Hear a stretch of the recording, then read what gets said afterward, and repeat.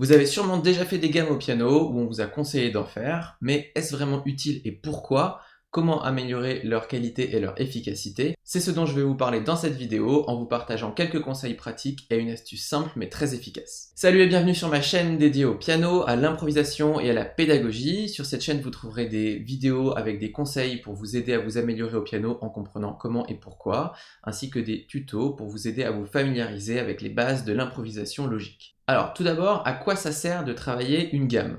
Pour moi, ça a deux intérêts principaux. Le premier, c'est d'améliorer notre dextérité physique. En effet, le fait de simplement se concentrer sur nos doigts permet d'améliorer notre technique. Le deuxième, c'est l'aspect mental sur les repères, le fait d'améliorer notre connaissance du clavier grâce à la gamme. Alors en réalité, évidemment, la dextérité physique comme l'aisance mentale liée aux repères vont de pair, ils vont ensemble, parce que si l'un des deux pêche, c'est l'ensemble qui fonctionne plus. Malheureusement, la plupart du temps, on a l'habitude de travailler de manière automatique les gammes sans faire attention à la qualité des repères que l'on intègre dans notre esprit, ce qui nuit à la qualité des résultats et aussi à notre motivation. Alors justement, il y a quelques facteurs simples qui peuvent empêcher le bénéfice de ces deux intérêts, que ce soit la dextérité physique ou l'aisance mentale. Pour le premier, c'est l'absence de rigueur dans la manière de travailler la gamme. Je vais vous montrer un exemple juste après en vous donnant quelques conseils pour optimiser les bénéfices de la dextérité physique quand vous travaillez une gamme. Le problème avec l'aisance mentale, c'est que très vite on connaît un petit peu par cœur et de manière automatique notre gamme et donc on développe plus des nouveaux repères. Je vais vous montrer pour ça une astuce très simple mais très efficace pour pallier à ce défaut et aller plus loin dans l'intégration de repères sur votre piano juste avec une gamme. Je vous montrerai en bonus rapidement comment une simple gamme en montée-descente peut faire l'objet d'un outil d'improvisation logique avec lequel vous pouvez être créatif tout en continuant à progresser. Juste avant de commencer, quelques mots sur l'improvisation logique justement. Si vous n'avez pas l'habitude d'improviser, que vous pensez que c'est pas fait pour vous, que c'est trop compliqué, je vous invite à vous abonner à ma chaîne pour vous familiariser avec cette logique simple et accessible à tous. Dites-moi également en commentaire si vous avez l'habitude de travailler des gammes, si vous le faites et comment vous le faites. Enfin, si vous voulez aller plus loin sur l'improvisation logique, sachez que j'ai aussi fait un petit guide PDF qui est gratuit. Je vous mets le lien en barre de description sous la vidéo. Alors, pour l'exemple, on va prendre une gamme assez simple, Sol majeur.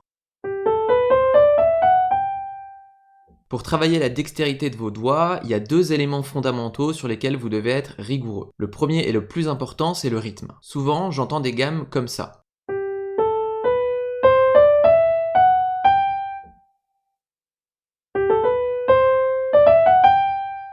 Évidemment, je caricature un peu, mais vous voyez bien le problème, l'irrégularité du rythme. Le truc, c'est que travailler la dextérité des doigts, c'est savoir également anticiper et être régulier. Sinon, vraiment, vous perdez votre temps. Donc la première chose à faire, c'est chercher à obtenir une régularité de rythme, peu importe la vitesse.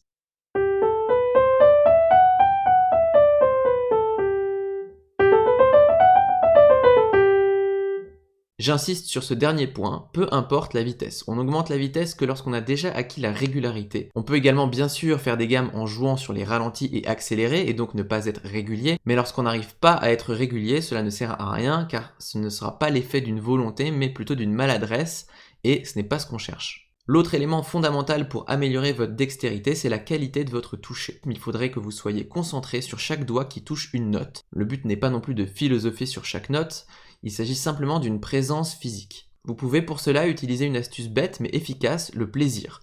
Si vous êtes connecté à votre plaisir pour chacun des doigts, et pas seulement pour le bout de la gamme que vous réussissez facilement, alors vous êtes bien présent.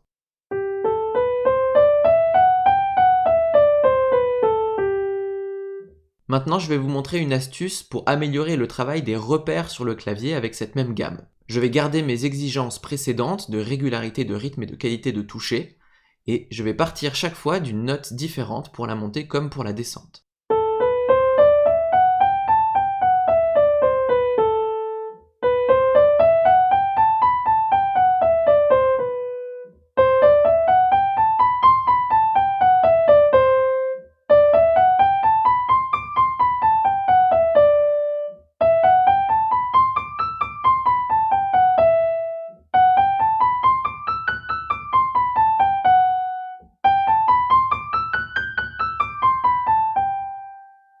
Cela paraît peut-être pas grand-chose, mais je vous assure qu'être capable d'être régulier en changeant ainsi les notes de départ et d'arrivée sur votre gamme vous forcera à plus de présence et vous permettra d'intégrer bien plus de repères utiles. Enfin, pour finir ces petits conseils sur les gammes, je me suis dit que ce serait intéressant de vous montrer comment vous pouvez travailler de manière encore plus libre et comment vous pouvez être créatif avec simplement des montées-descentes sur la même gamme. Pour cela, je reste toujours en sol majeur et je vais prendre deux accords construits sur cette gamme pour ma main gauche. Ici, j'ai choisi Do majeur 7 et sol majeur renversé.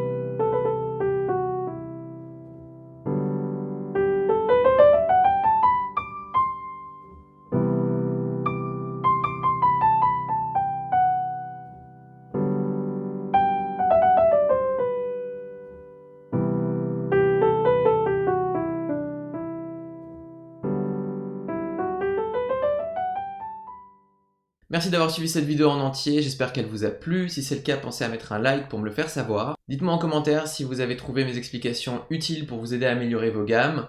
Dites-moi aussi ce que vous avez pensé du fait d'improviser avec une seule gamme en montée-descente tout simplement. Est-ce que vous trouvez pas ça un peu magique? Parce que moi, oui, je l'avoue. Si cette manière de travailler le piano vous plaît, vous inspire et vous souhaitez développer l'improvisation logique avec mes vidéos, pensez à vous abonner à ma chaîne. Je vous rappelle que vous pouvez également télécharger mon guide d'initiation à l'improvisation avec les bases des accords qui est en lien sous la vidéo en barre de description. Voilà, cette vidéo est maintenant terminée, je vous remercie de votre écoute et je vous dis à bientôt.